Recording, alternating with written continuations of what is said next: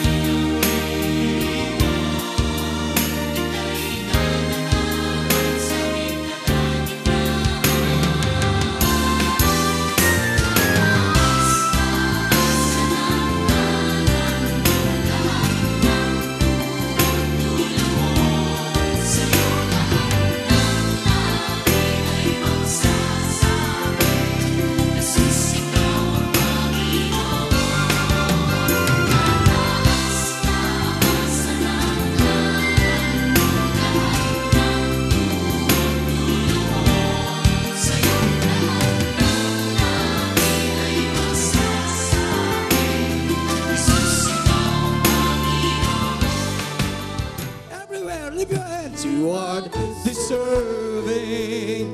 This is a worshiping church, right? All our praises, Lord. My heart is yearning to be in your presence.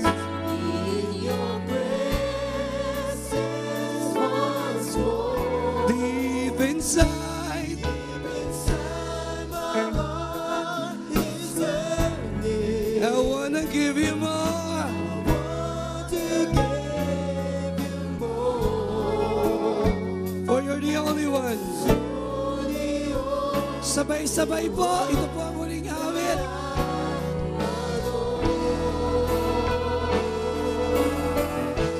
How great you are. Great is the Lord. You are. You are the mighty King, and you conquer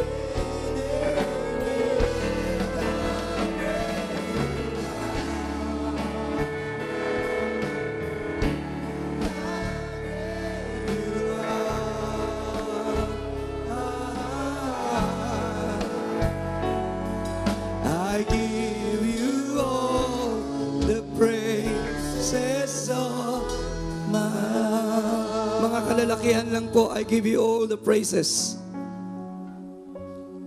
And I give you all the praises of my heart. Lahat po lang ng kababaihan. I give you all. Ito po ang huling pagkakataon. Lahat po na nagmamahal sa Diyos, malakas. Malakas, everybody now. I give you all the praises of my heart. Hallelujah.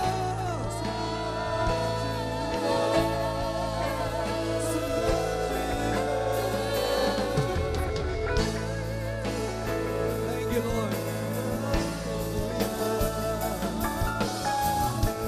Inihandog po namin sa inyo ang aming pagsamba. buong puso. Kinikilala po namin that every good and perfect gift is from God. Ano mang meron po kami galing sa inyo, kami po yung recipient ng inyong mayamang biyaya. And all we can do is receive and thank you. In Jesus' name, everybody will say and agree, Amen. Manatili pong nakatayo. If you do have your Bible with you this morning, may I ask you to open it in 1 Corinthians chapter 9, beginning verse 24 up to 27. Babasahin po natin sabay-sabay. Mahilingan ko pong nakatayo tayo lahat. Do you not know that those who run in a race all run, but one receives the prize? Run in such a way that you may obtain it. And everyone who competes for the prize is temperate in all things. Now, they do it to obtain a perishable crown. But we were Verse 26. Therefore, I run thus, not with uncertainty. Thus I fight, not as one who beats the air, but I discipline my body and bring it into subjection, lest when I have preached to others, I myself should become disqualified. Ang Diyos bang magpala ng kanyang salita? Makakaupo na po tayo. Isang malakas na palakpak pa po sa Panginoon. Magandang umaga. Happy Mother's Day din po sa mga nanay. Palapakan po muna natin yung mga nanay. Ayan. Ayan. Great day ng mga mother. Allow me to go straight to the preaching of God's Word since this morning may konti tayong programa sa mga nanay na narito. Let me talk about the danger of finishing badly. Pakisabi po, finishing badly. Pag-uusapan po natin ang isang panganib na kinakaharap ng mga Kristiyano. At ito po, I call it the danger of finishing badly. Mga piling talata. First, Acts 20:24, sabi po ni Paul, however, I consider my life worth nothing to me, if only I may finish the race and complete the task the Lord Jesus has given me. Sabi po ni Pablo kanina, I myself should be disqualified. Una, mapapansin po natin, many times in his writings, Paul uses metaphor. Gumagamit po siya ng images o description to teach or to describe spiritual truths. Madalas si Apostol Pablo ay gumagamit ng mga larawan, gumagamit siya ng images upang ipakita ano nga ba ang maging isang Kristiyano. Dito po sa 1 Corinthians chapter 9, he likens the spiritual life to an athletic competition. Tumingin po kayo. Ang context, inilalarawan ni Apostol Pablo, ang buhay Kristiyano daw ay parang isang atleta, isang mananakbo. Na maingat siyang sa kinakain niya. He's careful to get proper rest. He's careful to get proper exercise. Para pagdating ng kompetisyon, physically fit po siya. Pwede siyang tumakbo at pwede siyang manalo. Ang aking short thesis, ang lundo kung saan iinog ang ating pag-uusap, it is not how you start, it's how you finish. Pakisabi sa katabi mo, it is not how you start, it's how you finish. Pag-uusapan po natin ng tatlong bagay. One, what do you mean by finishing badly or finishing well? Pagtutulari natin. Two, ano ang dahilan bakit maraming Kristiyano, they don't finish well? Three, I will give you simple strategy or suggestions paano tayo magtatapos ng maayos. So let's try to define and give a simple description. What do you mean, Pastor Joey, by finishing badly? One, tatlo po yan. This meant that they might have started strong but gave out and finished poorly. Ibig ko sabihin, pag sinabing finishing badly, maaring nagsimula ng maganda, pero dun sa dulo, medyo hindi maganda yung nangyari. Ang perfect example po nito siguro sa Bible ay si Haring Saul. He started pretty well, very good, napaka-humble. He was anointed by God, the first king of Israel, and yet at the end of the day, at the end of his life, malayo na siya sa Diyos. Nag-consult pa siya sa mga espiritista.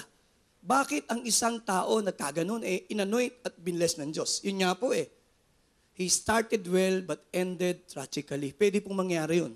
Another example, just to describe ang ibig sabihin o bigyan ng definition ng finishing badly. They began serving God but compromised later in life. Pag sinabi pong finishing badly, nagsimula sila ng maayos pero along the way, kinumpromiso nila yung alam nilang tama at mali. Ganon din po tayo. Maraming Kristiyano tayong kilala. Nagsimulang committed. Pakisabi po, committed. Committed sa paglilingkod sa Diyos. Matapat, naglilingkod. Pero along the way, dumating ang mga tukso, kinumpromiso nila yung what they believe. And at the end ng buhay nila, hindi sila naging matagumpay sapagkat nagkamali po sila. Number 3, this meant that they compromised their personal relationship with God, their ministry for God, and their character. Along the way, you finish badly dahil kinumpromiso mo ang relasyon mo sa Diyos, kinumpromiso mo yung karakter mo, at kinumpromiso mo yung paglilingkod mo sa Diyos. Yun po ang ibig ko sabihin ng finishing badly. Medyo titimbangin ko po para maitulad natin, madali nating maintindihan. Finishing well. Say it, finishing well. 4 na bagay po ang bibigyan ko ng lundo. 1, to complete the task God has given. Pag sinabing finishing well, namatay ka at namatay, natapos mo ang pinagkatiwala ng Diyos sa'yo. Ang perfect example ng best finisher sa Bible, alam niyo kung sino? Si Jesus Christ. Na-complete niya ang ibinigay ng Amang Diyos sa Kanya. Patunayan, John 4:34, Jesus said, "My meat is to do the will of my Father who sent me. And to finish my work." Pakisabi po, assignment. Sabi po ni Pastor Rick Warren, life is an assignment. Temporary assignment. Look at me. Walang nakaupo dito. Nasasabihin mo sa akin na bubuhay ka lang. No. May assignment ng Diyos sa'yo. And at the end of the day, yun ang itatanong ng Diyos sa'yo. Natapos mo ba yung assignment ko? Si Jesus, at the end of His life, John 19:28, He was crucified and He was dying. The Bible says, Jesus knowing, pakisabi po, that all, pakilakasan po, all things. Pakisigaw po, all things. Sabi niya, that all things were now accomplished. Naganap na lahat. Natapos ni Jesus. At doon sa verse 30, tatalon tayo, ang sabi ng Panginoong Yesus, it is finished. Natapos ni Jesus Christ yung assignment, yun yung pagliligtas sa atin. So yun po yung ibig sabihin ng isang meaning ng finishing well. Another thing, 2, to finish well means to walk with God. Pakisabi po, walk with God personally. Finishing well, hindi yung nagsimula ka lang minsan, kundi tinapos mo yung takbuhin. Are you there? At the end of your life, huwag naman sanang itanong, naligtas kaya yung namatay? Yun po ang isang importanteng tanong pag nasa service sa patay. Ito kayang patay? Natapos kaya niya ang takbuhin niya? Si Apostol Pablo po, the Lord called him and Paul served. Hanggang sa huling buhay niya, pinugutan siya ng ulo sa Roma. At he finished well. Sabi niya sa 2 Timothy 4:7, he said, pansinin niyo po yung 3 bagay, isa-isahin natin, basahin natin one more time. I have fought the good fight. I have fought the good fight. Hindi madali pong maging Kristiyano, pero sabi niya, I have fought the good fight. Number 2, I have, pakilakasan po, 1, 2, 3, I have, tapos ko yung takbuhin. May ikatlo, 1, 2, 3, I have kept the faith. Maraming Kristiyano, they don't kept the faith. Paglipas ng panahon, yung pananampalataya at pagtitiwala nila na meron sila sa Diyos, nawala. 3, what do you mean by finishing well? Finishing well to fulfill God's purpose here on earth. As I have said a while ago, yung libro po ni Pastor Rick Warren, isang verse lang ang pinagbatayan doon, yung Acts 13:36. Nirecord po sa huling bahagi ng buhay niya sa Book of Acts when David had served God's purpose in his own generation. Ang panalangin ko po, nawa hindi naman tayo bumabata na, nawa sa generation nating ito, magawa natin yung pinagagawa ng Diyos. Pang-apat, leave a heritage. Sino po rito ang mga tatay at nanay? Pakitaas pong kamay. Again, Happy Mother's Day sa mga nanay. Taas po, panatiling nakataas. Baba, tatanungin ko po kayo. Paano kayo nakacheck na yung faith na niyakap nyo, yan din ang faith ng mga anak nyo paglipas ng panahon? Ulitin ko po yung tanong ko. Ano ang assurance nyo na ang Diyos na minahal nyo at pinaglingkuran nyo, yan din ang faith ng mga anak nyo? Kaya po meron tayong moral obligation na ang mga anak natin ay turuan natin ng pagkakilala sa Diyos, pagkatakot sa Diyos. Ituro at ituro natin ng paulit-ulit ang mga dapat malaman nila sa Diyos na pinaglingkuran mo. Because it is dangerous that one day, ang anak mong yan, ang Diyos na pinaglingkuran mo, ay hindi nila paglingkuran. Sa panahon po ni Joshua, ang kasunod pong aklat ng Joshua ay, ano po ang kasunod na aklat ng Joshua? Judges. Ano pong mababasa nyo sa Judges? Series of backsliding. The next generation of Joshua, hindi kilala ang Diyos. Finishing well, we finish well. Kapag may heritage tayong iiwanan. Sabi ko sa Panginoon, sa isang prayer ko, Lord, huwag mong iaalis sa buhay ko, sa pamilya ko, ang pagkakataong paglingkuran ka. Ayoko po na isang araw. Baka kung wala na kami sa daigdig at hindi pa talaga magra-rapture, marami po akong kilala. Kasi na nagsimulang naglilingkod sa Panginoon. Nagkaasawa lang ng hindi Kristiyano, ngayon, hindi na Kristiyano. It's dangerous. Now, let me talk. Let me go to my second point. 10 characteristics of those who don't finish well. Number 1, they lost their once vibrant relationship with God. Karamihan ng hindi nakatapos ng takbuhin nila, nawala yung alab. Pakisabi po, alab. Pakisabi po, init. Nawala yung init at alab ng pagmamahal at paglilingkod sa Diyos. Yun po yung pinag-aralan natin last Sunday. Para po sila, John 15:5, sabi doon, apart from me, you can do nothing, sabi ng Panginoon. Sabi niya, if anyone does not abide in me, he is cast out as bronze and is withered. Ang picture, simple. Pagka tinanggal mo yung sanga, hindi na nakakabit sa puno, ang sanga, pagkalipas ng ilang panahon, ay matutuyo. Marami pong Kristiyano na tuyo sapagkat hindi nakakabit sa sanga. Ang napabayaan, Word of God. Pakisabi po, Word of God. Pakisabi po, prayer. Pakisabi po, fellowship. Basic po yun. Basic yun.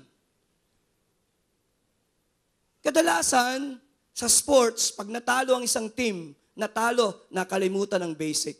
Hindi kasi bumax out. Kaya ang gagawin ng coach, go back to basic. Sa mga Kristiyano, hindi po nakakahiyang you go back to basic. Ang basic po ay ang relasyon natin sa Diyos. 1 Kings chapter 3, verse 5. Example po nito si Solomon. Mahal na mahal niya ang Diyos. Tingnan natin muna yung verse 3. Sabi po ng talatang yan, basahin natin, and Solomon, 1, 2, 3, love the Lord. Chapter 3 po yan, bata pa si Solomon. Paglipas ng maraming taon, talon tayo, chapter 11, verse 2. Ano po nangyari? Hindi niya nabantayan ang pagmamahal niya sa Diyos. Simulan natin sa verse 1. Sabi ng verse 1, we read, but King Solomon loved many. Ano po napansin niyo? Kanina, mahal na mahal niya ang, sino ngayon ang mahal na mahal niya ngayon? Love many foreign women. Na-inlove siya sa maraming babae. Sa bagay, 700 lang naman at saka 300, 1,000. Verse 2. Sa latter part, makikita nyo, yung letter C, Solomon clung to this in love. Anong naging problema? Tingin po kayo kay Pastor. Sa simula pa sinabi ng Diyos yun aakayin sila ng mga ito sa paglayo sa Panginoon. Meron po akong kinasal dati. Sabi ko, bakit ito ang napili mong mapangasawa? Ang galing ng sagot, humanga ako. Pastor, kasi alam ko hindi niya ako ilalayo sa Panginoon. Ang napangasawa kong ito ay may takot sa Diyos. Kaya alam ko, sa buong buhay ko, ilalapit niya ako sa Diyos. 2, mabilis lang po. Characteristic number 2 of those who don't finish well. The attractiveness of their character wanes. Yung bango, yung ganda ng kanilang karakter na bago. Totoo po yan. May mga taong humble, mapagpakumbaba, pero nung ma-promote, binless ng Diyos, naging mayabang, naging nagbago ugali. Example, ang sabi ng 2 Chronicles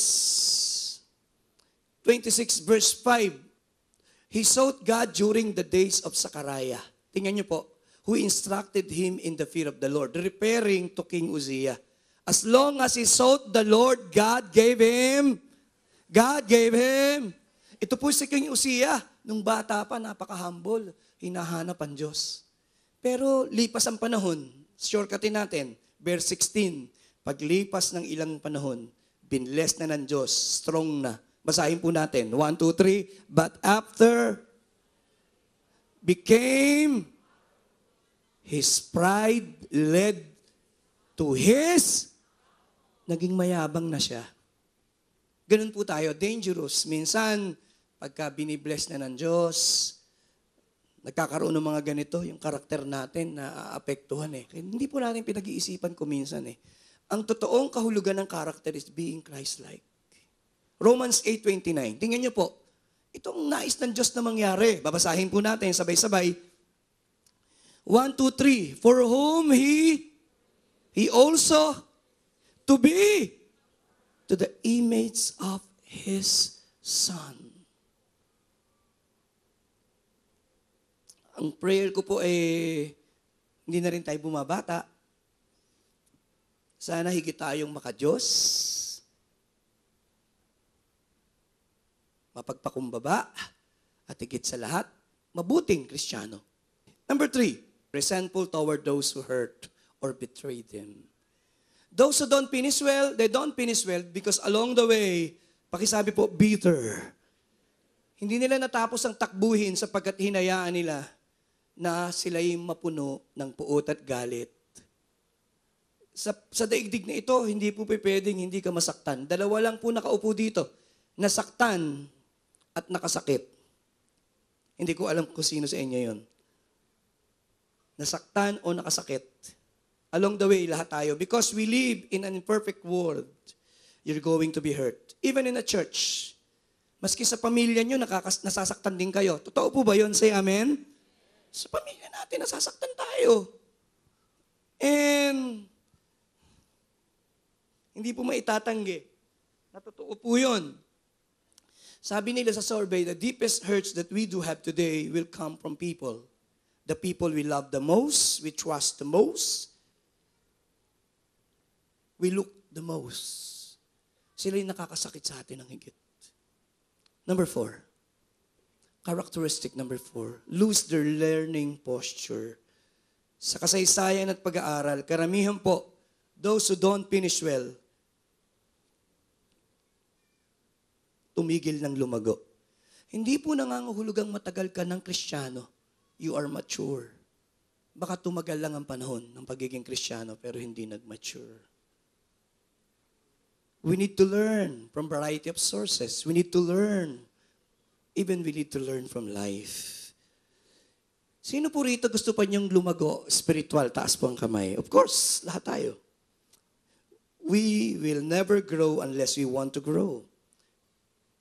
Minsan gusto mo, ang problema, hindi natin na-maintain yung desire na lumago. Kaya naniniwala po ako, isang principle na tinuturo ko po sa church growth. You grow the pastor, you grow the church. You grow the leader, you grow the church. Tumingin po kayo. Sa principle ni Maxwell, ang tawag niya, the law of the lead. Imposibleng lumago ang isang organisasyon, ang isang church, na ang nagli-lead, hindi rin lumalago. Gusto niyong mag-grow ang pamilya niyo? Say amen? the leader must grow. We need to grow. God can never grow a church, an organization bigger than the leader. We need to grow. Ako po, I need to grow. The leaders, we need to grow. Can you imagine kung lahat tayo dito lumalago? I believe, in a short period of time, higit na maraming kaluluwa ang maabot natin sa Diyos. Say amen. Because we are all growing. 5, plateau stage or no longer growing. Magkaiba po yung dalawa. Yung isa, hindi na lumalago, ito talaga naka-stuck. Hindi na. Flat. Dalawa lang, di-decline o aatras. Madali pong malaman ang isang Kristiyanong plateau. Tumingin po kayo, sasabihin ko po sa inyo. A spiritually plateau Christians has reduced the Christian life to a routine. Kung kayo po yung Kristiyanong, kaya kayo narito dahil nakaugalian nyo na. Ibig sabihin, you are a plateau Christian. Pupunta, aaten, uupo, plateau. You are just there. Aaten, makikinig, dadalo, uupo, dadalo. Routine. Kaya dadating ang panahong ginagawa mo ang isang bahagay kahit walang ka-effort, pero wala ang puso. Are you there? Are you there? Ginagawa mo na lang isang bagay pero wala yung puso mo. And when you don't realize, nagplato na pala ako bilang Kristiyano. Hindi na ako lumalim sa pagpipray, sa pag-aaral ng salita ng Diyos. Tumigil na ako. Matagal na akong tumigil. Ang akala ko, I'm still growing. The reality is, I'm no longer growing. Number 6, isolated. Pakisabi po, isolated and unaccountable in their walk with God. Karamihan po, they don't finish well sapagkat walang taong nagkukorek, nagpapaalala sa kanila. Basta sasabihin nila, kami, basta sa Diyos. Makinig po kayong mabuti. Taas po ang kamay ng mga anak dito. Taas po ang kamay. Salamat. Ang laki ng investment sa inyo ng magulang. Laki. Pinanganak kayo, inilagaan, gumagastos ang magulang sa inyo. Pinag-aaral kayo, right? Masama ba namang tanungin kung nasaan ka ngayon at kumusta ka na? Sasabihin mo ba, malaki na ho ako, huwag niyo na akong pakialaman. Yun ang mga unaccountable na bata. Tumingin po kayo, walang mararating. Hindi makakatapos ng takbuhin. Bakit? Ang pinakakawawang tao, walang nagpapaalala, walang nagkukorek, walang nagtutuwid. Are you there? Unaccountable. You don't finish well. Why? Ayaw mo nang kinukorek. Ayaw mo nang tinatanong. Pag sinisika kung nasaan ka, matanda na ako, wag na. Wrong. You should be accountable. Kung accountable po tayo, maraming maiiwasang problema sa pamilya. The problem is you are not accountable. Sasabihin ni nanay, anak, natatakot ako. Lagi kang ginagabi. May ginagawa ka bang hindi tama? What's wrong with that? Anak, nag-aalala ako. Baka mamaya may karelasyon ka ng iba, hindi mo man lang sinasabi sa amin. Gising po ba kayo? Hindi yan suspecha. Magulang lang yan eh. Sinasabi lang, anak, baka... And believe me, those who don't finish well in the race, walang nag-correct sa kanila. Walang nagpaalala sa kanila. On their own. And they don't finish well.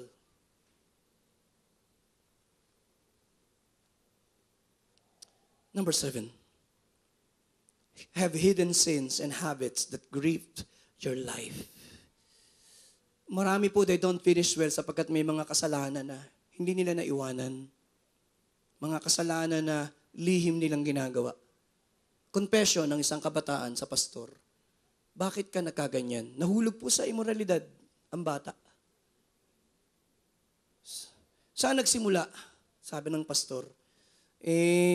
Pag nasa internet po ako minsan, hating gabi, natukso po akong pumunta sa mga X-rated na ganito. Mula po nun, nagkaroon ako ng desire, pag nag-iisa ako, parang may spirit na hindi ko maipaliwanag, tuwing magbubukas ako ng internet, napupunta ako dun.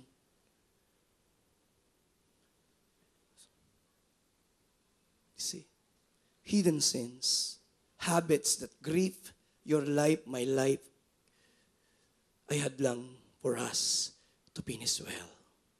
Number 8, lack of humility over mistakes and sins. Ang isa po sa katotohanan, kapag kulang tayo ng humility, ito po ang problema ni Saul. Kapag we don't finish well kung naghahanap tayo ng tao to blame sa ating mga mali. Nakikinig pa po kayo. Yung mga taong looking for people to blame kapag mali sila. Sabi niya, ayoko na sa Diyos. Pastor, ayoko na. Nagpray akong protektahan niya ako na huwag akong mangalo niya. Hindi niya ako protektahan. Ayoko na sa Diyos. Sabi ko, maupo ka muna, sandali. Huwag kang magalit sa Diyos. Tanungin muna kita. 1, nung nahuhulog na yung puso mo sa babaeng yan, nagpray ka ba? At sinabi mo, Lord, hindi ho. Pangalawa, nung nahuhulog na ang loob mo sa babaeng yan, sinabi mo ba sa asawa mo na may manananggal na tumutokso sa iyo? Sorry ho.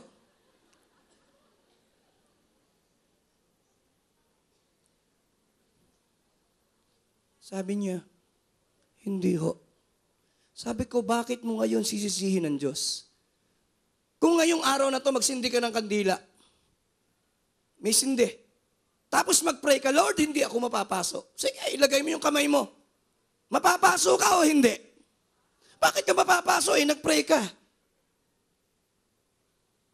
Nag-pray ka nga, nilalapit mo yung sarili mo. Are you there? Sabi ko, huwag mong sisihin ng Diyos.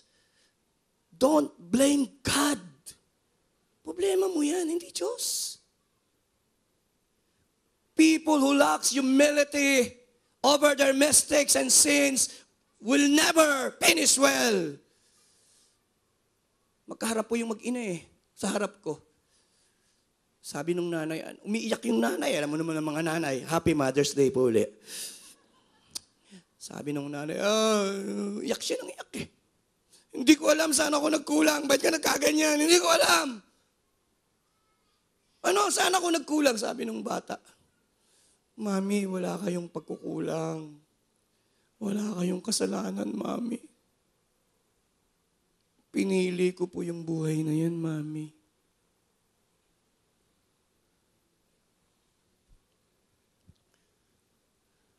Ilang beses ko nang narinig po yan for the last 30 years. Pinipili mo ang buhay mo. Makinig po kayong mabuti, just 10 more minutes. Ako po'y magulang, may 4 na mga anak. Napakaganda ng pangarap ko sa kanila. Parang ang Diyos, Jeremiah 29:11, pero hindi ka pwedeng pilitin ng Diyos. Pipiliin mo yung buhay mo. Are you there? Pipiliin mo. Kung ikaw ay naging matapat na asawa, tinitiyak ko, pinili mo yan, ginusto mo yan. Say amen. Kung napariwara ka, pinili mo yan. Napatukso ka. Don't blame God. Don't tell God na ganito, no. Ask God to forgive you and change you. Last 9 and 10, compromise of our personal integrity. A while ago, I mentioned Solomon. He compromised his personal integrity. Sabi po, but King Solomon loved many foreign women from the nation whom the Lord has said to the children of Israel, you shall not intermarry with them.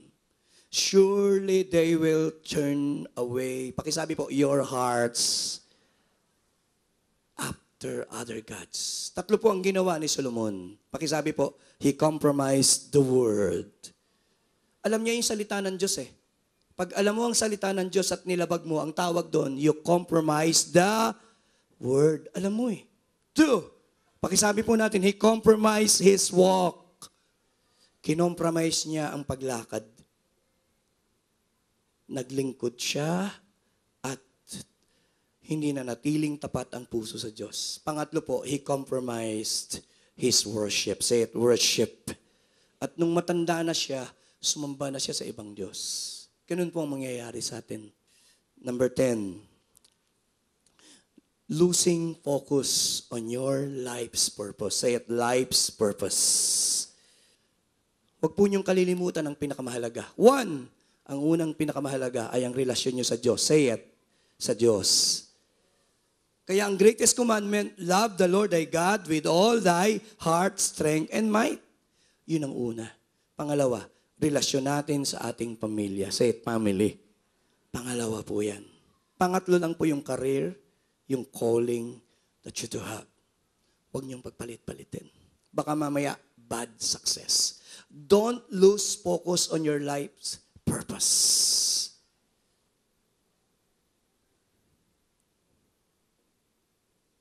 Ano talaga ang mahalaga?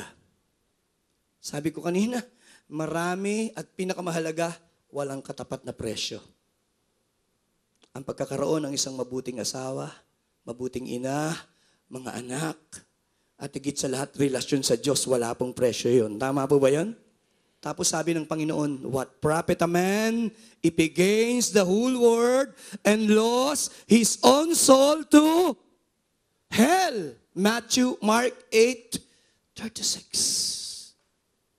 Walang katumbas pong mundo sa isang kaluluwa.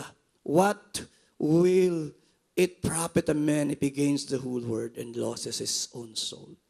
Let me end with this simple strategies. Baka makatulong po ito. I will ask Marlon to play the piano. The strategy of finishing well. Basahin po natin. Number 1, pakisabi po sa katabi mo, maintain holy living. To finish well, maintain natin yung pagkatakot sa Diyos. Yun po ang sekreto. Holy living. Genesis 38 verse 9. 39 verse 8. Tinukso po si Joseph ni Mrs. Potiphar. Pero sabi ni Joseph, verse 9, there is no one greater in this house than I, nor has kept back anything from me but you, because you are his wife. How then can I do this great wickedness and sin against God? Mahalaga po na yung pagkatakot sa Diyos nasa puso natin. Tandaan natin, nakikita tayo o hindi nakikita, nakikita tayo ng Diyos. Say amen. That is the fear of the Lord. Importante po yun. Gusto kong mabuhay ng may takot sa Diyos. Pag may ganun ka, lalayo ka sa masama. 2, know your purpose. Say it, know your purpose. Pakisabi sa katabi mo, you are not an accident. You were created for a purpose. May purpose po ang Diyos sa bawat isa. 3, be true to your purpose. Nakakatawa po kapag nakakita ka ng isang tao, ang ginagamit pang lagari ay martilyo. Tama po ba yan? Bakit? Sapagkat ang martilyo panlagari ba yan? Pamputol ba yan o pampukpok? Pero kapag nakakita ka naman ng isang taong lagari ang ginagamit na pampukpok, sasabihin mo, mali yan. Ganun din po, sasabihin ko sa inyo. Kapag ginamit nyo ang inyong buhay, hindi ayon sa purpose ng Diyos, tiyak magkakamali kayo. Know your purpose. Stay focused to your purpose. Let me end with this story.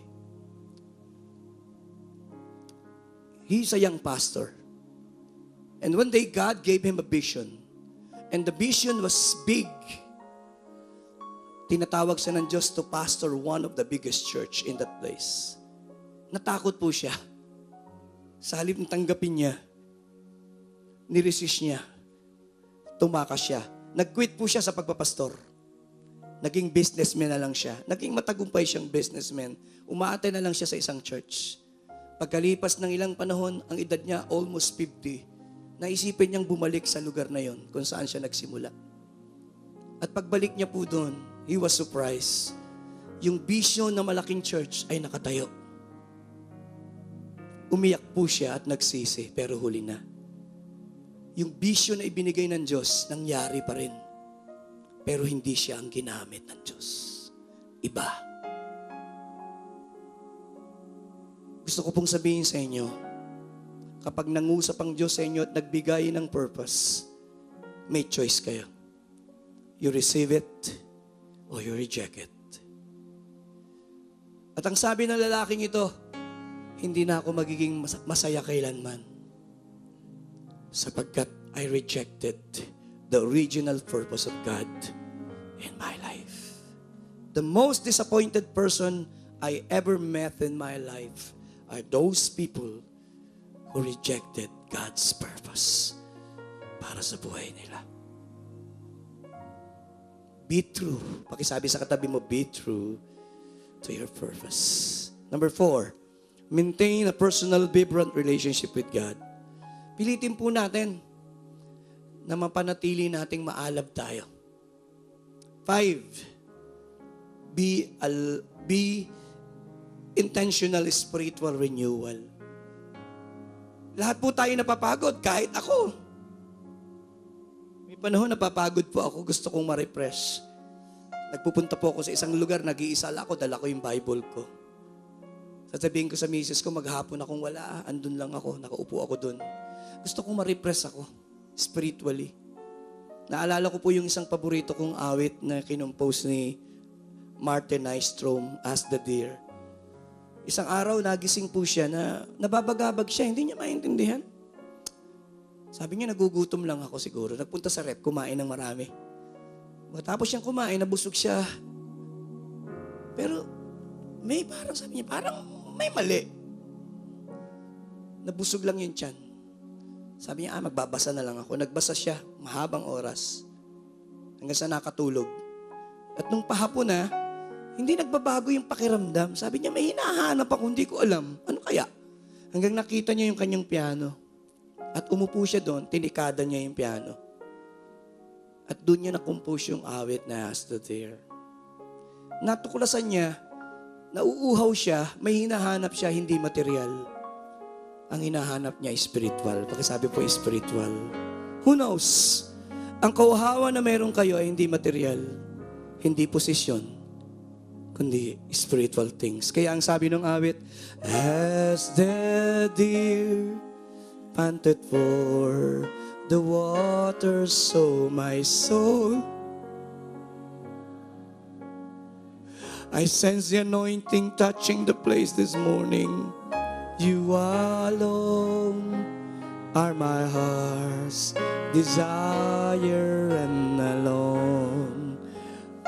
Pwede po nating itaas ang kanang kamay natin at sasabihin natin sa Panginoon, You alone are my strength, my shield.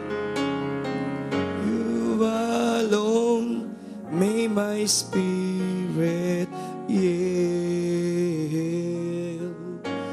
You alone are my heart's desire and alone. Ibaba po niyo yung kamay niyo. Lahat po tayo dumadaan sa ganyan. Napapagod, nalulungkot. Pero may tinatawag, sabihin po natin, times of refreshing. Nire-refresh din tayo ng Diyos para makapagpatuloy tayong tumakbo. 6 and 7 and I close. Be a lifelong learner. Our complacency must be confronted. Minsan nagiging tamad na talaga tayo.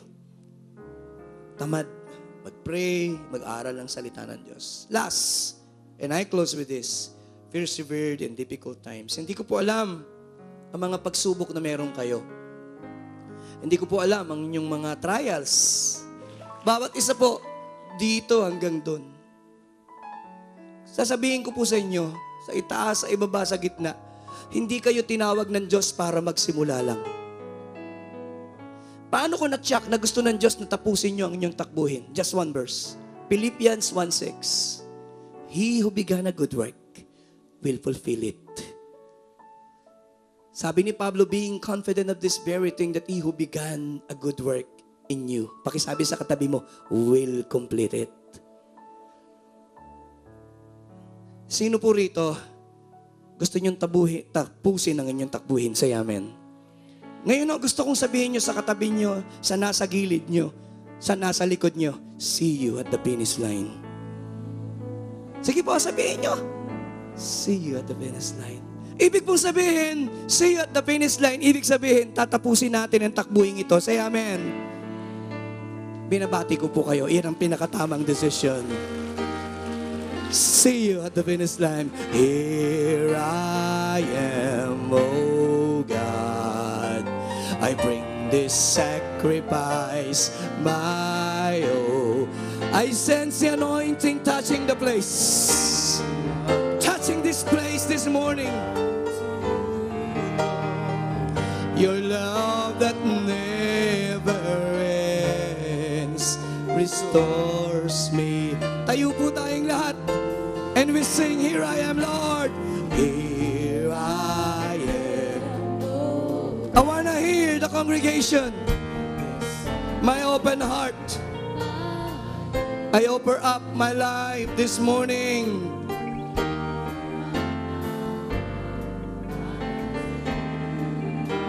Your love that never ends restores me again. Pakitaas po ang dalawang kamay at sabay-sabay. So I lift my eyes to you. In your strength will I break through. Touch me now. Let your love fall down on me. I know your love. The people of God through the storm. And by faith, I will walk. Then beyond my Calvary, one day, and I will be complete in you. Once again, here am I, Lord. Here I am, oh. I bring this sacrifice. My open. I offer up my life. I look to you, Jesus.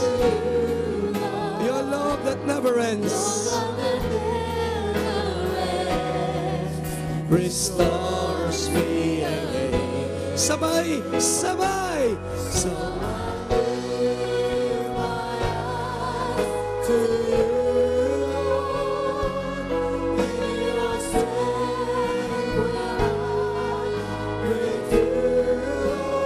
touch me now. Let your love fall down on me. I know, Lord. I know you know. Dispels all my fears. To that storm I will hold on.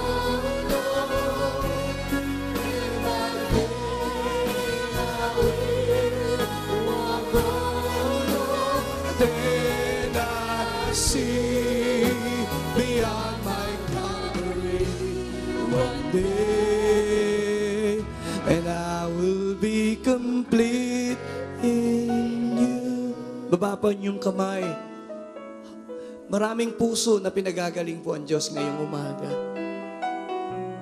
May mga sakit at may mga sugat ang ilan. Some are frustrated, down, weary. But let me share this to you. His grace is more than enough. Bibigyan ko po kayo ng ilang saglit upang yumuko at manalangin. Inyong personal na oras, then I close with a simple prayer as I bless the congregation.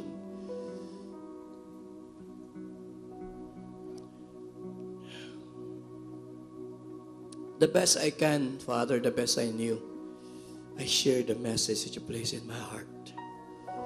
Dalangin ko po na ang mga nangihina, ibigyan nyo ng panibagong lakas to move on, to finish the race. Ang mga may sugat, hindi na makalakad, ay pagalingin nyo ngayong umaga. Ang mga nagugulumihan ng puso, ay bigyan nyo ng kapayapaan. Anumang takot na meron sila ay tanggalin niyo po ngayong umaga. Give them new courage and new faith to finish the race. Salamat po. Pakitaas po ang kamay. Father, I pray na pagpapalain mong kanilang tinapay, ang kanilang tubig, ang kanilang relasyon, ang kanilang sambahayan, at ang kanilang tahanan. Sa oras na ito, we look unto Jesus, the author and the finisher of our faith. Salamat po sa panibagong lakas, sa panibagong sigla, sa bagong binhi ng pananampalataya na inilagay mo sa bawat isa. The Lord bless you. Exceeding this so I live.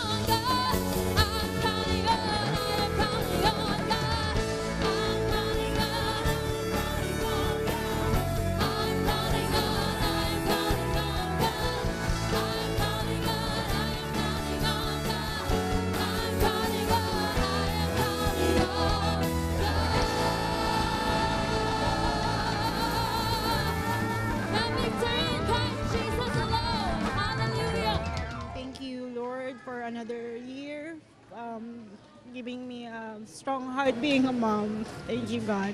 I just wish, pray to the Lord that my wife and partner always be well, healthy and strong. Particularly now, our baby will be coming along and our family will be blessed always. Thank you for the prosperity and victory. First, siguro, Happy Mother's Day sa lahat. And I'm very grateful dahil because I have a loving wife and very